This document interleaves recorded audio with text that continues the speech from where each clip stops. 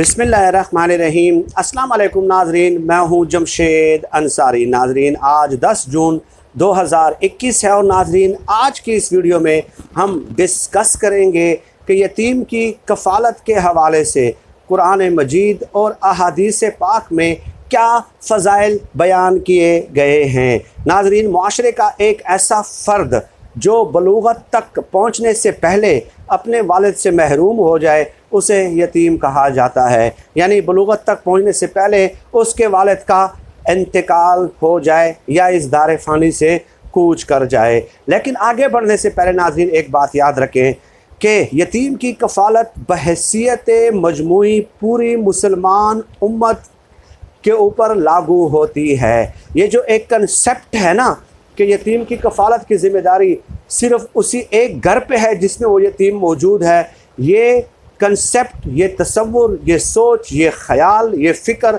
मुकम्मल तौर पे इस्लामी तालीमात के मुनाफी है और इस्लामी तालीमात की नफ़ी करने के मुतरादिफ है। नाज़रीन, यतीम की कफ़ालत के हवाले से इस कदर अहादीस मौजूद हैं, यकीन कीजिएगा कि अगर आप उनका अहाता करने लग गए तो कई किताबें लिखी जा सकती हैं और इससे आप अंदाज़ा लगा सकते हैं कि इस्लाम कितना कम्प्रिहेंसिव, कितना हमगीर, कितना जामे मज़हब है कि हर शोबे के हवाले से किस कदर तफसील के साथ इस्लाम ने अहाता किया है। अब नाज़रीन चंद अहादीस सुन लीजिएगा। नबी करीम सल्लल्लाहु अलैहि वसल्लम ने फरमाया, जिस शख्स ने यतीम के सर पे दस्ते शफ़क़त रखा तो उसके हाथ के नीचे यतीम के जितने सर के बाल आते हों उतनी ही नेकियां उस शख्स के नामाए अमाल में लिख दी जाएंगी। यानी सिर्फ़ उनके सर पे दस्ते शफ़क़त आपने रख दिया, प्यार से उनके सर पे हाथ रख दिया तो इस कदर नेकियां। तो अगर आप यतीम की कफ़ालत करेंगे, तालीम और तरबियत का एहतमाम करेंगे, ठीक है, उनकी कफ़ालत की ज़िम्मेदारी उठाएंगे, तो आप बताइए कि किस कदर नेकियां आपके नामा अमाल में लिखी जाएंगी। कोई तसव्वुर कर सकता है। और एक और हदीस में है, नबी करीम सल्लल्लाहु अलैहि वसल्लम ने फरमाया कि यतीम की कफ़ालत करने वाला और मैं जन्नत में इस तरह साथ होंगे। नबी करीम सल्लल्लाहु अलैहि वसल्लम ने अपनी 2 उंगलियों मुबारक की तरफ इशारा फरमाया। अब यानी यतीम की कफ़ालत करने वाला और मैं इस कदर करीब होंगे, जन्नत में मेरी इस कदर कुर्बत उस शख्स को नसीब होगी यतीम की कफ़ालत करने वाले को। तो आप बताइए, बाकी तमाम बातें एक तरफ छोड़ दें, तमाम बातें एक तरफ कर दें, आप सिर्फ ये बता दें कि किसी शख्स को अगर नबी करीम सल्लल्लाहु अलैहि वसल्लम की इस कदर कुर्बत नसीब हो जाए तो इससे बढ़ के क्या उसके लिए कोई सादत हो सकती है? इससे बढ़ के कोई सादत क्या उस शख्स के लिए हो सकती है? बिल्कुल नहीं, कतई तौर पे नहीं हो सकती। अब नाजरीन एक और हदीस सुन लीजिए।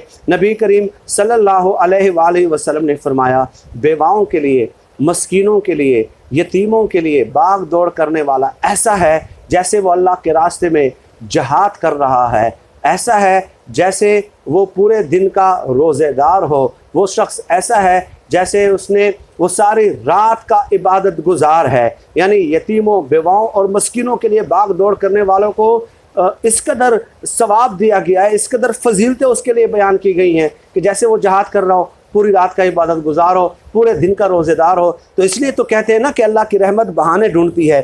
एक यतीम की कफ़ालत पे कितना ख़र्च होता होगा? 15 साल तक यतीम की हद है, 15 साल तक। अब आप मुझे बताइए कि उसकी कफ़ालत पर आखिर खर्च होगा तो कितना खर्च हो सकता है?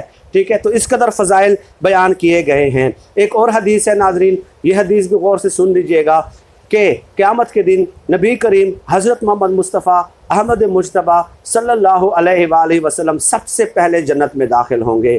तो नबी करीम सल्लल्लाहु अलैहि वसल्लम जब जन्नत में दाखिल होंगे तो एक खातून, एक औरत जल्दी से तेज़ी के साथ नबी करीम सल्लल्लाहु अलैहि वसल्लम की तरफ आएंगी।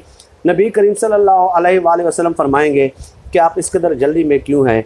तो वो कहेगी कि मैं जन्नत में जाने के लिए आई हूँ। नबी करीम सल्लल्लाहु अलैहि वसल्लम इस्तिफ़सार फरमाएंगे कि आपने ऐसा कौन सा अमल किया है। अब ये नबी करीम सल्लल्लाहु अलैहि वसल्लम का इस्तिफ़सार करना हमें बताने के लिए है, फजीलतें बताने के लिए है, ठीक है। तो नबी वो खातून कहेगी कि ए नबी करीम सल्लल्लाहु अलैहि वसल्लम, मेरे खावन फ़ौत हो गए थे, मेरी अभी उम्र थी दूसरी शादी करने की, उम्र भी थी, तलब भी थी, ख्वाहिश भी थी, लेकिन मेरे बच्चे यतीम हो गए थे। मैंने उनकी बेहतर परवरिश के लिए, तालीम और तरबियत के लिए, देखभाल के लिए, निगहदाश्त के लिए अपनी ख्वाहिशात कुर्बान की और अपने बच्चों की तरबियत की। ठीक है, तो नबी करीम सल्लल्लाहु अलैहि वसल्लम फरमाते हैं कि वो खातून, वो औरत मेरे साथ इकट्ठी जन्नत में दाखिल होंगी। ठीक है, और इसी किरदार की हामिल जो ख़वातीन या औरतें हैं वो अनबिया के साथ जन्नत में इकट्ठी दाखिल होंगी। अब बताइए कि उस औरत ने, उस खातून ने तो अपने यतीम बच्चों की परवरिश की थी, उसके लिए कुर्बानी की थी, उसकी तालीम और तरबियत का एहतमाम किया था, उसकी देखभाल की थी, उसकी निगहदाश्त की थी, उस पर इस कदर अजर। लेकिन अगर आप किसी और के यतीम के बच्चों की अगर परवरिश करेंगे, तालीम और तरबियत का एहतमाम करेंगे, देखभाल करेंगे, निगहदाश्त करेंगे, तो आप बताइए आपको किस कदर अजर नसीब होगा। कोई तस्वुर भी कर सकता है एक यतीम पे 15 साल तक कितना खर्च होता है? आप मैंने पहले भी अर्ज़ किया है। तो अब भी मौका है, खुदारा अल्लाह की रहमत बहाने ढूंढती है, अल्लाह की रहमत बहाने ढूंढती है।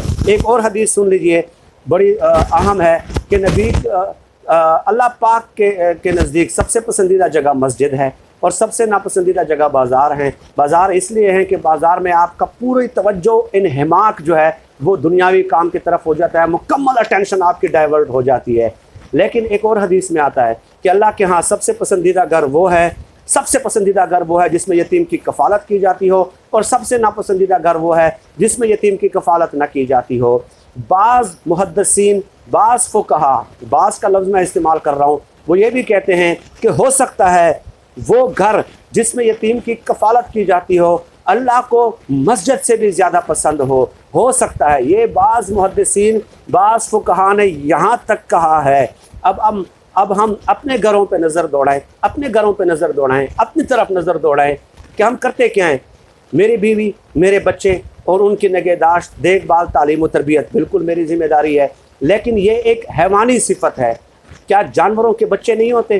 क्या जानवर अपने औलाद के लिए जो है वो खुराक का बंदोबस्त नहीं करते? आप देखते नहीं हैं, पूरा दिन वो रिस्क की तलाश में सरगर्दा रहते हैं और अपने बच्चों के लिए जो है वो खुराक का इंतज़ाम करते हैं। तो बच्चे रिप्रोडक्शन करना ये हैवानों की भी सिफत है, इंसानों की भी सिफत है।